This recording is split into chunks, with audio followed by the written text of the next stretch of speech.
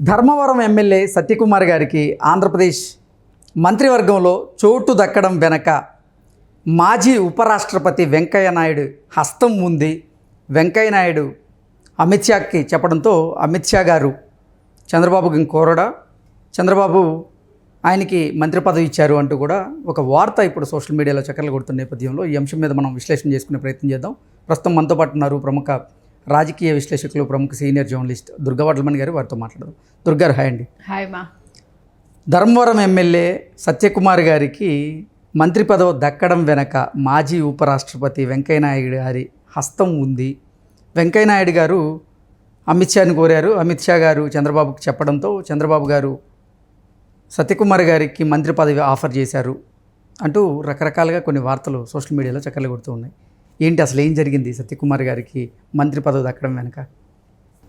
అంటే మనం పార్టీలో నిస్వార్థంగా పనిచేస్తే దానికి ఒక ప్రతిఫలం ఉంటుంది. అంటే కష్టే ఫలి అన్నారు కదా, ఆ రకంగా ఈరోజు సత్యకుమార్ని ఒక మంత్రి పదవి వరించింది. ఆయన విద్యార్థి దశ నుంచే సంఘ పరివార్లో ఉన్నారట. తర్వాత బీజేపీలో కూడా చేరి ఆయన తనదైన ముద్ర వేసుకున్నారు. మనకి ఈ రకంగా ఇప్పుడు ఈ ఆర్ఎస్ఎస్లో ఉండే గొప్పతనం ఏంటంటేనండి, వాళ్ళు చిన్నప్పటి నుంచి ఆర్ఎస్ఎస్లో పనిచేస్తారు, ఎవరు ఏది ఆశించకుండా పనిచేస్తారు. ముఖ్యంగా ఇప్పుడు మనకు అందుకు ఉదాహరణ మోదీ గారే, ఎవరో ఒక్కర్లా.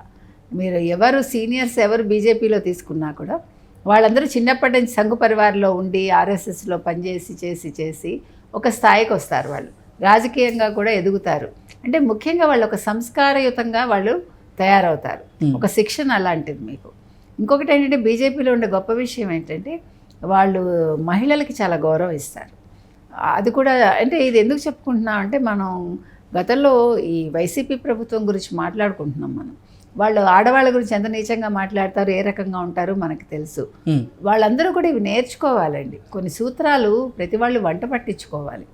పార్టీ ఎదుగుదలకి, లేకపోతే పార్టీ 10 కాలాల పాటు నిలవాలి అంటే ఏ రకంగా మనం ముందుకెళ్ళాలి అనే దానికి ఈ సంఘ పరివార్ ఒక ఉదాహరణ అన్నమాట. సో సత్యకుమార్ చేసిన సేవలు ఈరోజు గుర్తింపు పొందాయంటే ఆయన వెంకయ్య నాయుడు గారి శిష్యుడు కావడం. వెంకయ్య నాయుడు గారు కూడా అలా వచ్చిన వ్యక్తే కదా. సో వారి శిష్యరికంలో ఆయన ఒక మాట అమిత్ షాకి చెప్పటం, సత్యకుమార్ ధర్మవరం నుంచి మన మనిషి అంటే ఇక్కడ తప్పుగా కాదంటే అతను ఆల్రెడీ ప్రూవ్ చేసుకున్నాడు కాబట్టి ఈయన చెప్పారు తప్ప ఆయన దగ్గర ఎటువంటి క్వాలిటీ లేకపోతే వాళ్ళు చెప్పరు కదండి.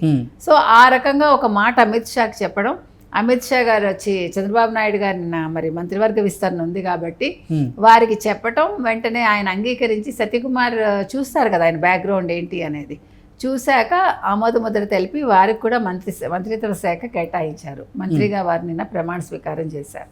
అయితే ఏ శాఖ ఇస్తారు ఇంకా మనకి తెలియదు. ఏదేమైనానండి, ఎవరికైనా కూడా కష్టపడితే ఫలితం అనేది ఉంటుంది అనేదానికి సత్యకుమార్ కూడా ఒక ఉదాహరణ మనకి. ఇక పురంధేశ్వరి నిన్న పదాధికారుల సమావేశంలో సత్యకుమార్ గారిని మెచ్చుకోవటం జరిగింది. ఈయన చేసిన సేవలు అవంతా కూడా వారు అక్కడ చెప్పటం జరిగింది. ఇంకొక విషయం ఏమన్నారంటే పురంధేశ్వరి గారు, మనం ఈరోజు మనకి ఒక మంచి ఒక ఫలితాన్ని మనకి ప్రజలు ఇచ్చారు, మనం ఈ ఫలితం చూసి పొంగిపోయి పనులు చేయకుండా కూర్చోకూడదు, మనం అంటే సక్రమంగా మన విధి మనం నిర్వహించాలి అనేది వారు తెలియజేశారు. సో ఇది ఒక్క సత్యకుమార్కే వర్తించేది కాదండి. ఈరోజు బీజేపీలో ఉన్న ప్రతి ఒక్కళ్ళు వాళ్ళని వాళ్ళు ప్రూవ్ చేసుకోవాలంటే వాళ్ళు కష్టపడి పని చేయాలి. అదేవిధంగా ఒక బీజేపీనే కాదు, ఈవెన్ జనసేన ఎంపీలు కావచ్చు, తెలుగుదేశం ఎంపీలు కావచ్చు, ఇప్పుడు కొత్తగా వచ్చిన వాళ్ళు చాలామంది ఉన్నారు. సో వాళ్ళందరూ కూడా ఇలాంటి వాళ్ళని ఆదర్శవంతంగా తీసుకుని వాళ్ళ పనులు చేస్తే ఎప్పటికైనా గుర్తింపు అనేది ఉంటుంది. ఇప్పుడు వాళ్ళు ఎవరికి మంత్రి పదవులు రాని ఎమ్మెల్యేలు ఎంతోమంది ఉన్నారు. సో అలాంటి వాళ్ళు ఏం చేయాలంటే ఇలాంటి వాళ్ళని ఆదర్శంగా తీసుకుని, సరే పదవి ఒకటే కాదు కదండి, ఇప్పుడు నువ్వు ఎమ్మెల్యేగా ఎన్నికయ్యావంటే నియోజకవర్గం ప్రజలు నీ మీద కొన్ని ఆశలు పెట్టుకుంటారు, ఓకే మనకి ఈయన పని చేస్తాడు అని. సో మీరేం చేయాలంటే ఒక ఎమ్మెల్యేగా మీ నియోజకవర్గానికి కావాల్సినవన్నీ కూడా మీరు చేస్తూ నిధులు రాష్ట్ర ప్రభుత్వం నుంచి తెచ్చుకుని మీరు పనులు చేసి మిమ్మల్ని మీరు ప్రూవ్ చేసుకుంటే ఇవాళ కాకపోతే రేపు మీకు మంత్రి పదవి వరించవచ్చు, లేదా ఇంకేదైనా ఒక ఉన్నత స్థానానికి మీరు వెళ్ళొచ్చు.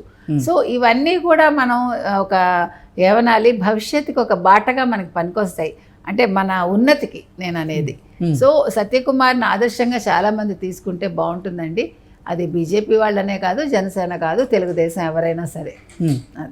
భారతీయ జనతా పార్టీలో ఇంకొకరికి కూడా మంత్రి పదవి రాబోతుంది మంత్రి పదవి వరించే అవకాశం ఉంది అంటూ కూడా కొన్ని వార్తలు వస్తున్నాయి. భారతీయ జనతా పార్టీలో ఇంకెవరికైనా మంత్రి పదవి వచ్చే అవకాశం ఉందంటారా? అంటే పేర్లు మనకి ఇంకా ఒక అవగాహనకి రావట్లేదండి. ఉండడం ఇంకొకటి, అందుకే ఖాళీ పెట్టారనే మాట కూడా వచ్చింది. భారతీయ జనతా పార్టీలో కొంతమంది సీనియర్లు ఉన్నారు. సృజనా చౌదరి గారు, కామినేని శ్రీనివాస్ గారు, అలాగే విష్ణుకుమార్ రాజు గారు, వీళ్ళు ముగ్గురులో ఎవరో ఒకరికి మంత్రి పదవి దక్కే అవకాశం ఉంది అంటూ కూడా రకరకాలుగా ఊహాగానాలు వస్తూ ఉన్నాయి. అలాగే కొన్ని కొంత ప్రచారం కూడా జరుగుతూ ఉంది. సో వాళ్ళ ముగ్గురులో ఎవరికన్నా మంత్రి పదవి వచ్చేటువంటి పరిస్థితి ఉందా? అంటే ఇంకొకరికి ఇస్తారో అని అయితే మనకి వార్త వినిపిస్తోందండి.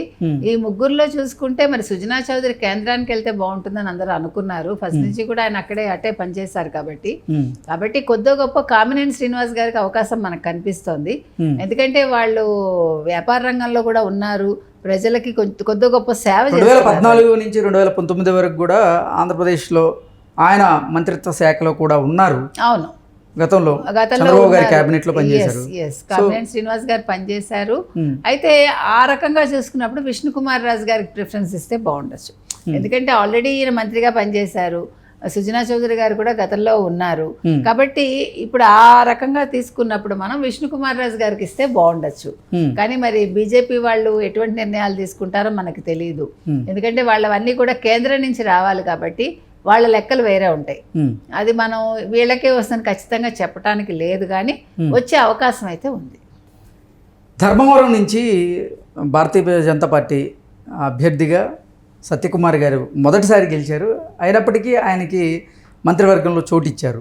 అంటే కొంతమంది సీనియర్లు కూడా ఉన్నారు, వాళ్ళకి రాకుండా అసలు సత్యకుమార్ గారికి రావడం కారణం ఏంటి అనేది చాలామంది ప్రశ్నించుకుంటూ ఉన్నారు. నిజంగానే భారతీయ జనతా పార్టీలో చాలామంది సీనియర్లు ఉన్నప్పటికీ సత్యకుమార్ గారికే మొదటిగా మంత్రి పదవి రావడానికి కారణం ఏంటి అంటే ఏం చెప్తారు?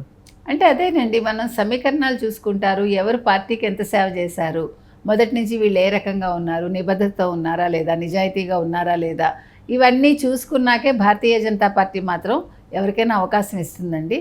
ఆ రకంగా సత్యకుమార్ గారికి వచ్చింది. అయితే ఇక్కడ మనం ఆలోచించాల్సింది ఏంటంటే ధర్మవరం కాబట్టి, ధర్మవరం చీరలకు ఫేమస్ మనకు తెలుసు, చేనేత రంగం ఉంది కాబట్టి. సో మరి చేనేత రంగం పరంగా వారికి ఏదైనా శాఖ కేటాయించినా బాగానే ఉంటుంది. మనకి తెలియదు ఆ శాఖ ఏది అనేది ఇంకా తెలియదు. కానీ చేనేత రంగానికి ఎలాగా చేయూతని ఇవ్వాలి కాబట్టి నాట్ ఓన్లీ ధర్మవరం, ఇంకా చాలా మనకి ఎన్నో శారీస్ ఉన్నాయి మనకి ఆంధ్రాలో. కాబట్టి మరి వారికి ఇచ్చినా బాగానే ఉంటుంది, ఒక మంచి వ్యక్తికి ఇచ్చినట్టుగాను ఉంటుంది. తర్వాత చేనేత రంగ అభివృద్ధికి కూడా వారు కృషి చేయడానికి అవకాశం ఉంటుంది.